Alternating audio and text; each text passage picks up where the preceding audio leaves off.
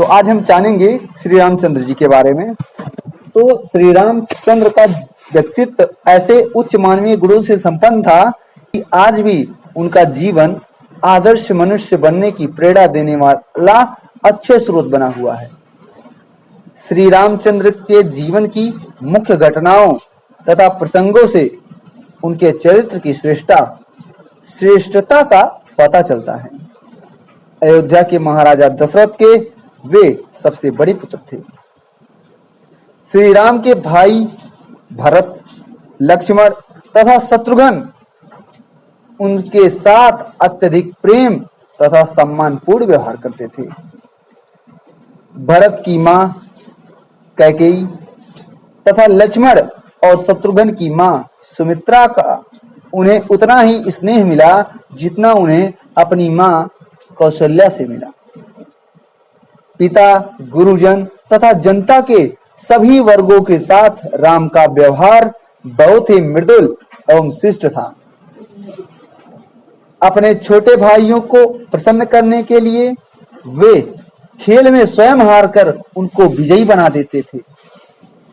ऋषि विश्वामित्र राक्षसों के उपद्रव के कारण आश्रम में यज्ञ नहीं कर पा रहे थे। एक बार की बात है, जब ऋषि विश्वामित्र क्या कर रहे थे, जब यज्ञ करते थे तो उनको राक्षस जो है एक प्रकार से उनको यज्ञ करने नहीं देते थे। अर्थात जब यज्ञ वो करते थे तो उनके यज्ञ में राक्षस लोग ले आकर के हड्डी वगैरह डाल देते थे, जिससे उनकी यज्ञ जो है संपन्न ना हो। आश्रम वासियों की रक्षा और निर्विघ्न यज्ञ करने से सहायता के लिए वे राजा दशरथ के पास आए। कौन आया? विश्वामित्र आए। ऋषि ने राजा से राम और लक्ष्मण को मांगा। पिता की आज्ञा मानकर राम और लक्ष्मण ऋषि के साथ आश्रम पहुंचे। दोनों राजकुमारों ने अद्भुत साहस और शौर्य के साथ आश्रमवासियों की रक्षा की। अत्याचारी राक्षसों का दमन कर उन्होंने आश्रम और उसके आसपास शांति व्यवस्था एक प्रकार से स्थापित की। इस बीच विश्वामित्र को जनकपुर में राजकुमारी सीता के स्वयंवर का समाचार प्राप्त हुआ। अब जनकपुर सब जान ही रहे हैं, जनकपुर जिसका जहां ससुराल रहता है तो सब बोलते हैं हमारा जनकपुर वही है। राजा जनक ने यह शर्त रखी थी कि शिव के धनुष को उठाकर उसकी प्रत्यांचा चढ़ाने वाले के साथ सीता का विवाह किया जाएगा। प्रत्यांचा का मतलब यह होता है जो एक प्रकार से शिव का धनुष है उसमें जो एक प्रकार से धागा लगा था उसी को चढ़ाना, तो उसी को प्रत्यांचा बोलते हैं। अपने गुरु का आदेश पाकर श्री राम ने शिव की धनुष को उठाया और प्रत्यांचा चढ़ाते ही शिव का धनुष क्या हुआ? टूट गया। उसके बाद क्या हुआ घटना, ध्यान से सुनिएगा। जब शिव का धनुष एक प्रकार से श्री रामचंद्र ने तोड़ा तो सीता के साथ विवाह के बाद राम अयोध्या लौटे और उनका जीवन सुख पूर्वक व्यतीत होने लगा। अच्छा खासा जीवन व्यतीत हो रहा था। अब राजा दशरथ वृद्ध हो चुके थे। वे राम का युवराज पद अभिषेक कर शासन के भार से मुक्त होना चाहते थे। अर्थात जो साम्राज्य की एक प्रकार से राजा का पद था वो एक प्रकार से सारा कार्यभार श्री रामचंद्र को देना चाहते थे। उनकी इच्छा अनुसार अभिषेक की तैयारी होने लगी। तभी दासी मंत्रा ने कैकेयी के कान भरे। और क्या भरा, ध्यान से सुनिएगा। मंत्रा के बहकावे में आकर कैकेयी ने राजा से 2 वर मांगे, जिसके लिए राजा पहले वचन दे चुके थे कि इन वरों का संबंध देवासुर संग्राम की घटना से था।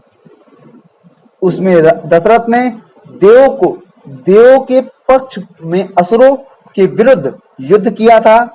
युद्ध स्थल में कैकेयी के बड़े साहस के साथ राजा की सहायता की थी। इससे प्रसन्न होकर राजा ने कैकेयी से 2 वरदान मांगने को कहा था। और कैकेयी ने उस समय वरदान नहीं मांगे और भविष्य में कभी मांग लेने की बात कही थी। अब कैकेयी ने राजा को उन्हीं वचनों का स्मरण कराते हुए 2 वरदान मांगे। एक वरदान में उसने पुत्र भरत के लिए अयोध्या का राज्य मांगा और दूसरे में राम के लिए 14 वर्ष का वनवास मांगा। अच्छा खासा जीवन व्यतीत हो रहा था, बीच में मंथरा टपक पड़ी। दूसरे में 14 वर्ष का जब वनवास मांगा तो उसके आगे क्या होता है फिर ध्यान से सुनिएगा। राजा बहुत ही दृढ़ प्रतिज्ञ थे और प्रण के पालन के लिए वे अपने प्राण की भी चिंता नहीं करते थे। अपने प्रिय पुत्र राम को वनवास देने की कल्पना ही उनके लिए अत्यधिक कष्टदायी थी। फिर भी वचन के धनी राजा ने अपना प्रण निभाया। राम के वियोग में दशरथ का जीवित रह पाना कठिन था, किंतु उन्होंने प्रण नहीं छोड़ा। राम पिता की आज्ञा को शिरोधार्य कर संघर्ष वन के लिए चल पड़े। उनके साथ सीता और लक्ष्मण ने भी वन की राह पकड़ी। राम की अनुपस्थिति में राजा दशरथ की मृत्यु हो गई। भाई भरत राम को मनाकर अयोध्या वापस लाने के लिए चित्रकूट गए। उस अवसर पर भी राम ने पिता की आज्ञा के पालन पर दृढ़ रहने का संकल्प दोहराया और वनवास की अवधि पूरी होने पर अयोध्या लौटने का आश्वासन दिया। जब वे अयोध्या से वन की ओर जा रहे थे, तब नदी पार करते समय उनकी भेंट निषाद राज गुह से हुई। गुह के भाव विभोर होकर उनका स्वागत किया। रामचंद्र जी ने उनके अकेलेपन के भाव का सम्मान दिया और वे गले लगाकर उनसे मिले। भीलनी सबरी के आतिथ्य को भी उन्होंने सहर्ष स्वीकार किया। इन उदाहरणों से पता चलता है कि वे छुआछूत या ऊंच नीच की भावनाओं से किसी के साथ व्यवहार नहीं करते थे। वनवास की अवधि में श्री रामचंद्र को अनेक बार कठिन परिस्थितियों का सामना करना पड़ा। जब वे पंचवटी में कुटी बनाकर रह रहे थे, तब लंका के राजा रावण की बहन शूर्पणखा वहां आई। रामचंद्र जी को देखकर वह आकृष्ट हुई और उनके साथ विवाह का प्रस्ताव रखा। रामचंद्र जी विवाहित थे और उनकी पत्नी सीता जी उनके साथ थी। उन्होंने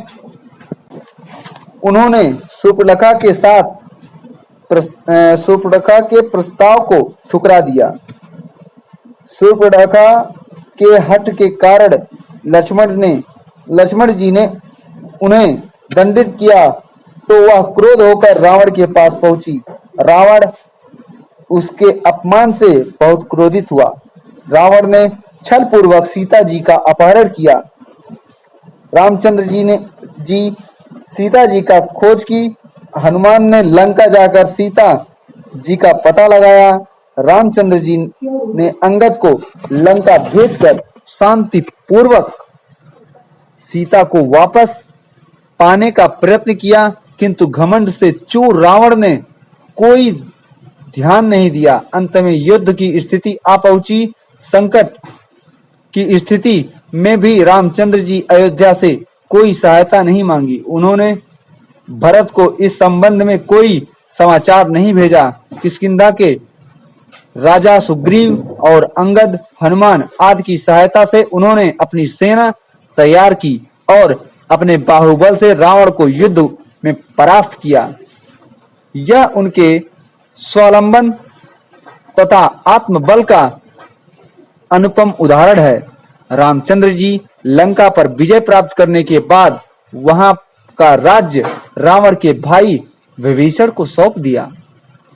इससे पहले किष्किंधा के राजा बलि को हराने के बाद उन्होंने वहां का राज्य उसके भाई सुग्रीव को सौंप दिया। यह निर्णय बहुत ही बुद्धिमत्तापूर्ण और दूरदर्शितापूर्ण था। सीता जी और लक्ष्मण के साथ रामचंद्र जी अयोध्या लौटे तो जनता ने उनका हार्दिक स्वागत किया।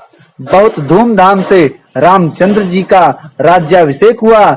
उनकी अनुपस्थित में भरत ने अयोध्या के राज्य को धरोहर की तरह सुरक्षित रखा और शासन का संचालन किया।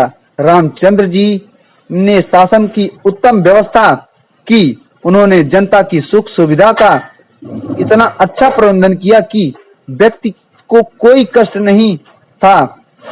सब स्वस्थ तथा सुखी थे और आनंदपूर्ण जीवन व्यतीत करते थे। यदि समाज के सभी वर्गों और व्यक्तियों की आवश्यकताओं को पूरा करने की उत्तम व्यवस्था हो जाए तो शांति और सुख की स्थिति आ जाती है। रामचंद्र जी के राज्य में शासन की व्यवस्था ही ऐसी ही व्यवस्था की गई। उत्तम भोजन, आवास तथा रहन सहन, शिक्षा, स्वास्थ्य, रक्षा, मनोरंजन आदि की व्यवस्था सुविधाएं सबको सुलभ थी। फलस्वरूप कोई भी रोगग्रस्त नहीं होता था।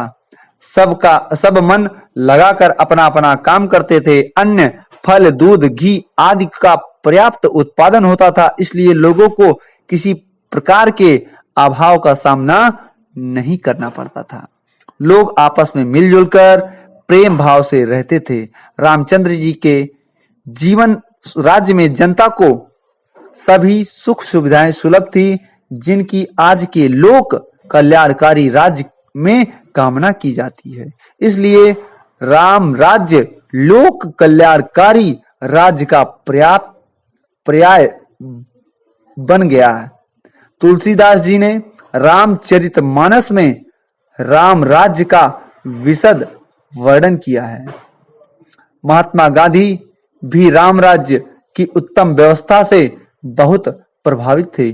इसलिए उन्होंने भारत में राम राज्य की स्थापना का आदर्श सामने रखा और उसी के लिए जीवन भर प्रयास किया। तो आज हम इस छोटे से वीडियो के माध्यम से जाना कि श्री रामचंद्र जी का जीवन कैसे व्यतीत हुआ।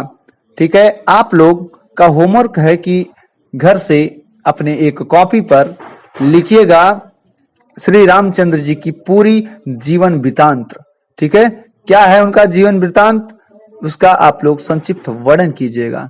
मिलेंगे नेक्स्ट वीडियो में, तब तक के लिए बाय बाय, जय हिंद। बच्चों, इस वीडियो में मेरा चेहरा तो नहीं है लेकिन वॉइस मेरी ही है। ठीक है, अच्छा लगे तो लाइक करिएगा, चैनल को सब्सक्राइब जरूर करिएगा। जय हिंद।